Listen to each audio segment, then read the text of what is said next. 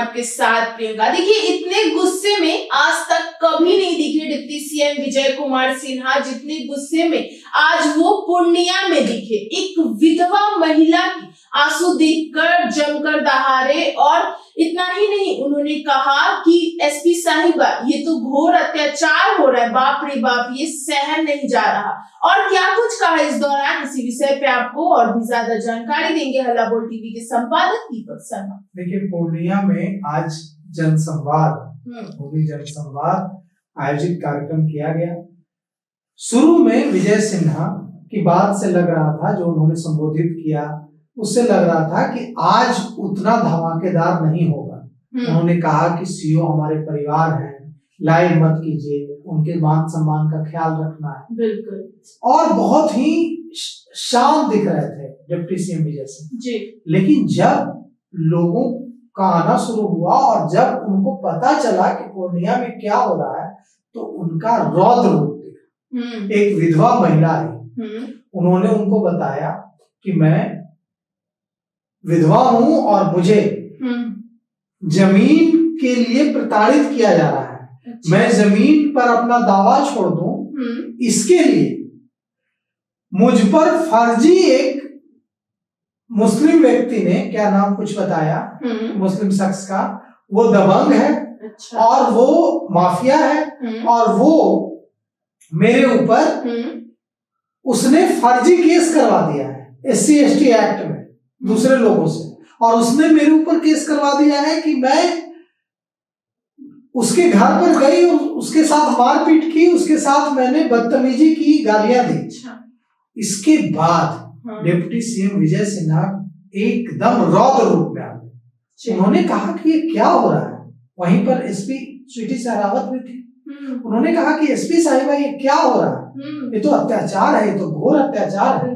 और बताइए, एक विधवा महिला है, कोई है नहीं इसके परिवार में, और इस पर ऐसा जुर्म। और बोले कि कौन है, नाम बताइए उस आदमी का। तो कौन, मोहम्मद करके कुछ नाम था, वो नाम बताया। और उसके बाद विजय सिन्हा ने कहा कि कितना भी पावरफुल व्यक्ति हो, ये एक विधवा महिला को सता रहा है, उससे उस पर केस फर्जी करवा रहा है, उस पर दबाव बना रहा है कि वो जमीन पर दावा छोड़ दे। उसको पकड़िए, उसको गिरफ्तार कीजिए, और जितने भी भूमि माफिया हैं, चाहे वो कितने भी दबंग क्यों ना हो, कोई कितना भी पहुंच वाला क्यों ना हो, सबको सबक सिखाए। बिल्कुल। और उन्होंने जो रौद्र रूप दिखाया, उसके बाद वहां मौजूद सारे अधिकारी सामने। शुरू में आज जब उनका दरबार शुरू हुआ था, तो वे शांत दिख रहे थे। वे कह रहे थे, उन्होंने बहुत मोटिवेट किया अपने अंचलाधिकारी, कर्मचारियों को, कि हम लोग एक परिवार की तरह हैं, उनके मान सम्मान का ख्याल रखिए, लाइन बंद कराइए, ये कोई लाइन नहीं करेगा। और उन्होंने यह भी कहा कि आप अच्छे से काम करते हैं तो आपको डरने की जरूरत नहीं। लेकिन जब शिकायतें मिलने लगी, जब भ्रष्टाचार के प्रमाण मिलने लगे, जब यह सामने आने लगा कि कैसे गड़बड़ियां हो रही हैं, कैसे लोग त्राहिमाम कर रहे हैं अव्यवस्था की वजह से, तो फिर उन्होंने हुंकार किया। और फिर जो रौद्र रूप धारण किया, उससे खलबली मच गई आर्ट गैलरी में पूर्णिया जी। और वहां जो उन्होंने साफ साफ हिदायत दी कि सुन लीजिए सब खोल करके, आपको लगता है कि हम कुछ कर देंगे गलत और उसके बाद हमारा ट्रांसफर हो जाएगा और उसके बाद हमें यहाँ की गलतियों के लिए कोई पकड़ने वाला नहीं है, हम तो कहीं और चले जाएंगे, तो आप समझ लीजिए ट्रांसफर नहीं, सारे अधिकारी, भ्रष्ट अधिकारी समझ लें कि रिटायरमेंट के बाद भी अच्छा पीछा हम छोड़ने वाले नहीं हैं, शमशान तक हम पीछा नहीं छोड़े। घुसपैठियों को भी लेकर उन्होंने बहुत ऐलान किया। हाँ, घुसपैठियों को लेकर यह ऐलान किया कि उन्होंने कहा कि कई बार घुसपैठी आ जाते हैं, इन्फिल्ट्रेटर आ जाते हैं दूसरे देशों से। अच्छा। और यहाँ आकर बस जाते हैं और जमीन पर कब्जा कर लेते हैं, सरकारी जमीन पर दखल कर लेते हैं। ऐसे मामले अगर आए तो किसी भी दबाव में आने की जरूरत नहीं, उन्होंने अधिकारियों को कहा। और कहा कि कोई भी इस पर दबाव बनाए तो एकदम दबाव में नहीं आना है, कानून के मुताबिक काम करना है। और कुछ महिलाएं आज प्रियंका जो लेकर मामले आई, वो सचमुच हैरान करने वाला है। कई अधिकारियों को बहुत डांट लगाई है आज विजय सिन्हा ने, फिर कई अंचलाधिकारी जी, और उनके साथ जो मौजूद प्रधान सचिव और दूसरे जो अधिकारी हैं उन लोगों ने भी डांट लगाई है और कहा है कि ये क्या है, आप क्यों नहीं जेन्युइन काम करते हैं, लोगों के क्यों लटका के रखते हैं। एक अधिकारी को उन्होंने कहा कि आपके लॉगिन में इतना दिन से पड़ा हुआ है मामला और आपको जानकारी नहीं है। कहा कि सर चुनाव के बाद, अंचलाधिकारी ने कहा कि सर चुनाव के बाद देखेंगे। चुनाव हुए तो काफी समय हो गया, आप अभी तक इनका काम क्यों नहीं कर रहे हैं। तो सर 5 दिन में कर देंगे। सिर्फ इनका 5 दिन में नहीं, सारे लोगों का, जितने भी लोग हैं इस तरह के मामले, सबका निपटारा 5 दिन में जी।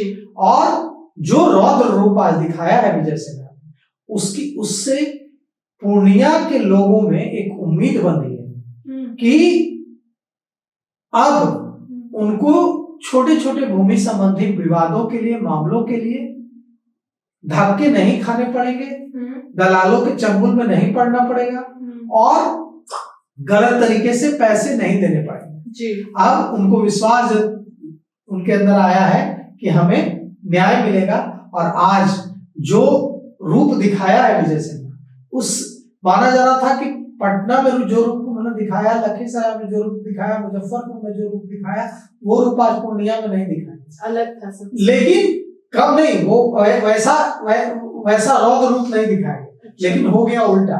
आज उन्होंने ऐसा रौद्र रूप दिखाया जो पटना में भी नहीं दिखाया था, जैसा लखीसराय में भी नहीं दिखाया था, जैसा मुजफ्फरपुर में भी नहीं दिखाया। आज एकदम सीमा, जो उनके सब्र का बांध टूट गया, जो उन्होंने गड़बड़ी देखी है पूर्णिया, और उन्होंने एकदम चेतावनी दे दी है कि शमशान तक नहीं छोड़ेंगे। और क्या कुछ कहा है डिप्टी सीएम विजय सिन्हा ने, हम आपको सुनाते हैं। ये मोहम्मद इश्तियाक आलम का होगा आवेदन, किसके नाम से दिया आपने आवेदन? अभी क्या नाम है? नासरीन बानो के नाम से। बीबी नासरीन बानो के नाम से। नसरीन बानो, बीबी नासरीन बानो के नाम। हाँ, बीबी बानो करके होगा। क्या विशेष है? नसरीन बानो। मैं विधवा हूँ, मेरी एक बच्ची है। मेरे पति के हिस्से में 5 एकड़ 13 डिसमिल 7 कड़ी जमीन मिले थे। उनमें से 2 एकड़ 35 डिसमिल जमीन मेरे भैंसुर फर्जी हिब्बा बना करके मोटिसन दाखिल किए थे, जो कि उसका मोटिसन अस्वीकृत हो गया है। फिर भी अस्वीकृत होने के बावजूद उसका जो है कि उसके नाम से जमाबंदी खोल दी गई है, जो कि उसके लिए हम एडीएम साहब के यहाँ ये किए थे, रद्दी स्वीकृति का कागज है, कहाँ है इसमें? है सर, स्वीकृति हुआ है कहाँ से? सीओ साहब के यहाँ से? नहीं, तो एडीएम साहब के यहाँ से।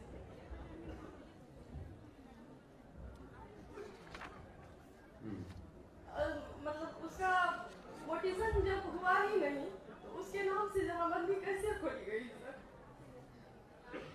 और उसके नाम से जो है कि तो सुना आपने कि किस तरीके से विजय कुमार सिन्हा आज पूर्णिया में दहाड़ते हुए नजर आए और वहां के अंचला अधिकारियों को जमकर फटकार लगाई। हालांकि इन सब को लेकर आपकी क्या राय है, हमें कमेंट बॉक्स में बताएं। फिलहाल इस पेशकश में इतना ही। आगे की खबर देखने के लिए बने रहे लबो टीवी के साथ। धन्यवाद।